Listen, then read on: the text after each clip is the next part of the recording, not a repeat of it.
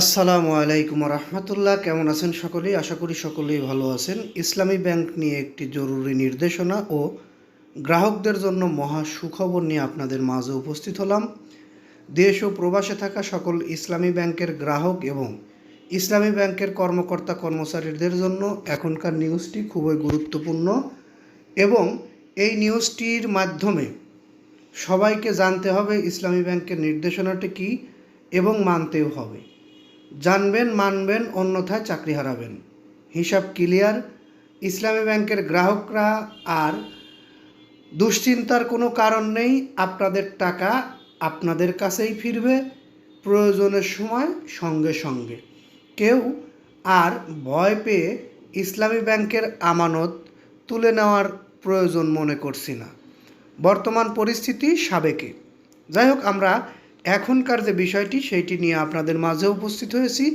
ধৈর্য সহকারে পুরো নিউজটি শুনলে বিস্তারিত বুঝতে পারবেন। বিশেষ করে যারা চ্যানেলে নতুন তারা চ্যানেলটি সাবস্ক্রাইব করে বেল বাটন অন করে রাখুন। পরবর্তীতে এরকম ধরনের ভিডিও সবার আগে পেয়ে যাবেন। আর একটি লাইক দিতেই পারেন।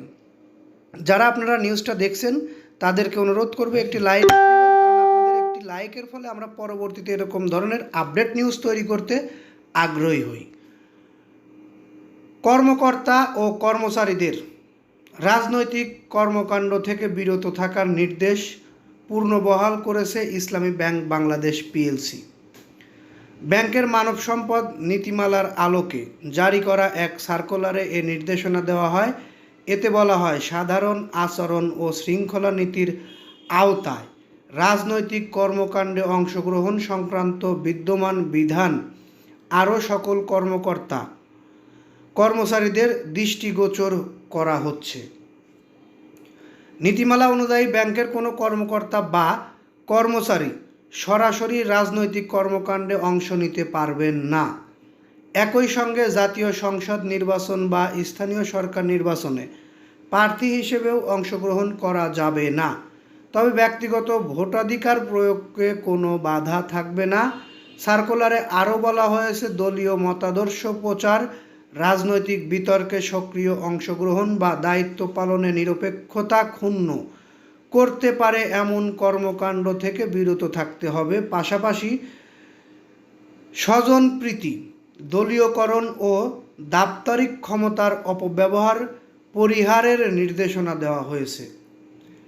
প্রাতিষ্ঠানিক শৃঙ্খলা বজায় রাখতে প্রকাশ্যে রাজনৈতিক মতামত দেওয়া বা রাজনৈতিক কর্মসূচিতে সম্পৃক্ত না হওয়ার পরামর্শও দেওয়া হয়েছে। এছাড়া জরুরি প্রয়োজন ছাড়া অফিস চলাকালে কর্মস্থলের বাইরে না থাকা এবং বাইরে গেলে নির্ধারিত রেজিস্টারে তথ্য লিপিবদ্ধ করার নির্দেশনা রয়েছে।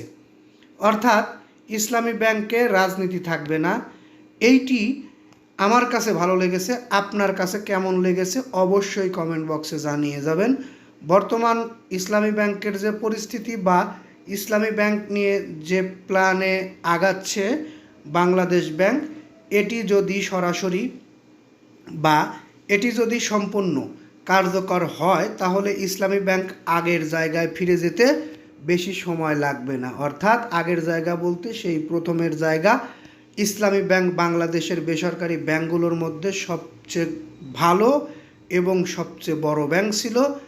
আশা করি ভবিষ্যতেও ইসলামী ব্যাংক সবচেয়ে ভালো এবং সবচেয়ে বড় ব্যাংক হিসাবেই গণ্য হবে এশিয়া না শুধু পৃথিবীর মধ্যে। যাই হোক, যারা ধৈর্য সহকারে নিউজটি দেখলেন তাদেরকে আন্তরিক ধন্যবাদ জানিয়ে এখান থেকে বিদায় নিচ্ছি। আসসালামু আলাইকুম।